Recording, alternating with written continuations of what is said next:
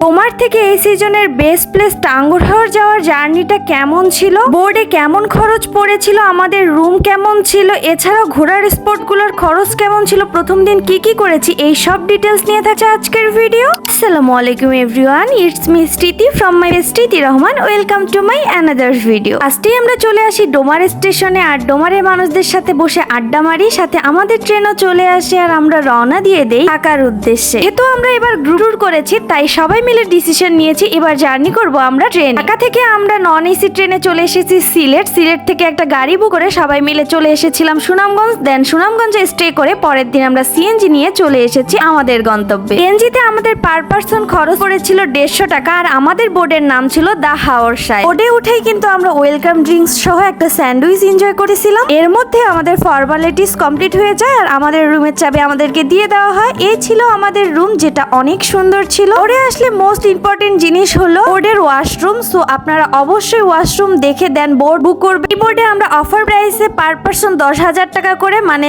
এই রুমটা আমরা 20,000 টাকায় পেয়ে গিয়েছিলাম। যদিও এটা খুবই রিজনেবল, ওদের রেগুলার প্রাইস 18,000 টাকা পার পার্সন। তো আমরা একসাথে অনেকজন মিলে রুম বুক করছিলাম, তাই আর কি ওরা একটু ছাড় দিয়েছিল। এরপরে আমরা চলে আসি ওয়াচ টাওয়ারের উদ্দেশ্যে। এখানে পার পার্সন নৌকায় আপনাদের 50 থেকে 40 টাকার মতো পড়বে। এখানে এসে যদি শাওয়ার না নেন তাহলে তো টাঙ্গুর হাওর ট্যুরটাই কমপ্লিট হয় না। আর টাঙ্গুর হাওরের কিন্তু ফার্স্ট টুরিস্ট প্লেসই হচ্ছে ওয়াচ টাওয়ার। তো এখানে এসে শাওয়ার নিয়ে আমরা দেন হচ্ছে বোর্ডের উদ্দেশ্যে আবারও রওনা দেই। এখন বলুন তো কি কোন জায়গা থেকে আমার ভিডিওটা দেখছেন, আর আমার ভিডিওগুলো আপনাদের কেমন লাগে অবশ্যই কমেন্টে জানাবেন। বোর্ডে আসা মাত্রই আমাদের স্ন্যাক্স দিয়ে দেয়, তার কিছুক্ষণ পরে লাঞ্চ দিয়ে দেয়। রুমের প্যাকেজের সাথেই কিন্তু আপনাদের খাবার ইনক্লুডিং থাকে, আর এই বোর্ডে সব খাবারই দিয়েছিল বুফে টাইপ, আপনাদের যত খুশি খেতে পারবেন। আর আইটেমের তো কোনো অভাবই ছিল না। সত্যি কথা বলতে টাঙ্গুর হাওরের বোটগুলোতে খাবার নিয়ে কখনোই কমপ্লেন করার কোনো সুযোগ থাকে না। শেষেই কিন্তু আমাদের বোট রাতে স্টে করার জন্য এই জায়গাটায় থেমে যায়। এখান থেকে বাকি জায়গাগুলো ঘোরার জন্য তারা আমাদেরকে একটা জিপ গাড়ি কমপ্লিমেন্ট হিসেবে দিয়ে দেয়। এরপরে আমাদেরকে নিয়ে যাওয়া হয় নীলাদ্রি লেকে। যদিও আমরা সেইভাবে ভিউটা এনজয় করতে পারিনি, কারণ প্রচুর পরিমাণে বৃষ্টি ছিল। আমার কাছে মনে হয় বাংলাদেশের সব সুন্দর জায়গাগুলোর যদি নাম উল্লেখ করা হয় তাহলে প্রথমেই আসবে নীলাদ্রি লেকের কথা, কারণ এই জায়গাটা আসলে এত সুন্দর, নিজ চোখে না দেখলে বুঝবেন না। এরপরে আমাদেরকে নিয়ে আসা হয় লাখমাছড়ায়, যেখানেও আমরা বৃষ্টি পেয়েছি। যদিও খুব ভালোভাবে ঘুরতে পারিনি, তারপরও যতটুকু ঘুরেছি আলহামদুলিল্লাহ। এখানে কিন্তু আপনারা চাইলে ইন্ডিয়ান প্রোডাক্টও কিনতে পারেন। পরে রাতে ছিল আমাদের বোর্ড থেকে কমপ্লিমেন্টারি লাইভ মিউজিক, সেটা এনজয় করতে করতে আজকের দিনটা আমাদের শেষ হয়ে যায়। তো আমার ভিডিওটা লেগেছে অবশ্যই কিন্তু কমেন্ট করে জানাবেন। নেক্সট ডেতে কি করলাম, কেমন খরচ পড়লো, কি কি বুঝে শুনে আপনাদেরকে বোর্ড নিতে হবে, সব ডিটেলস নিয়ে থাকবে আমার সেকেন্ডের ভিডিওটা। আজকে ভিডিও এই পর্যন্ত। যারা এখনো পেজে ফলো দেননি জলদি জলদি ফলো দিয়ে দাও। আল্লাহ হাফেজ, আসসালামু আলাইকুম।